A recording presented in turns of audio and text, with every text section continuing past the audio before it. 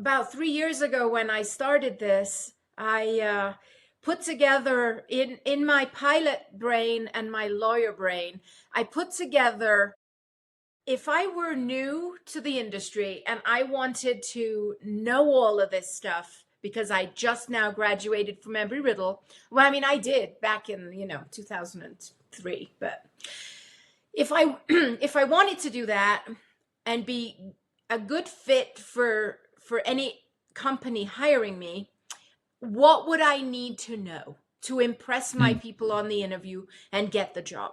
So in my brain, I started backtracking. So, okay, I want the students to be able to graduate and have an idea of where they fit in the industry. So in my back of my brain, I went, okay, so they need to show up, obviously knowing the pilot side.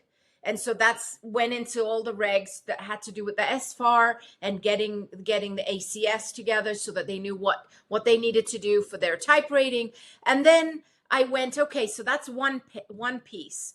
Now, what do they need to know about infrastructure? Well, that opened a whole new can of worms, because you don't just have the Vertiport and the engineering brief, but you also have the energy, where that's coming from. You also have TSA and what their thoughts are on that. So that opens up that, but there's more, because you don't live in a bubble. You have to connect to other modes of transportation. Yes. So they needed to understand all of that.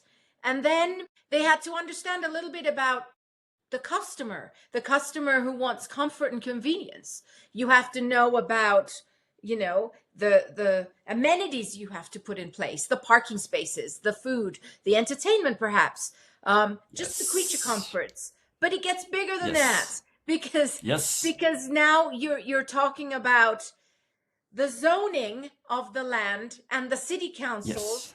And then it gets bigger than that, because now you have other laws that are environmental laws, because, it just mushroomed and mushroomed and mushroomed. And of course, as pilots, they always learn about the airspace and what the FAA wants to do with the corridors and all this stuff and everything that's in Innovate 28.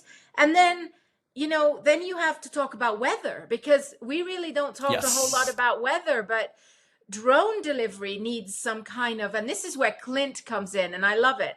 So we talk about that, and we talk about True Weather, because, that's another company that's amazing. Don Birchoff, he's actually going to be right before you, because he tells us a lot about exactly what you're saying. I'm so glad you mentioned it. So you need to have the weather, and then how are they going to be reporting it? Are we going to gather weather from the equipment themselves as they're flying in real time? I mean, are there going to be multiple weather stations all over the city? I mean, who knows?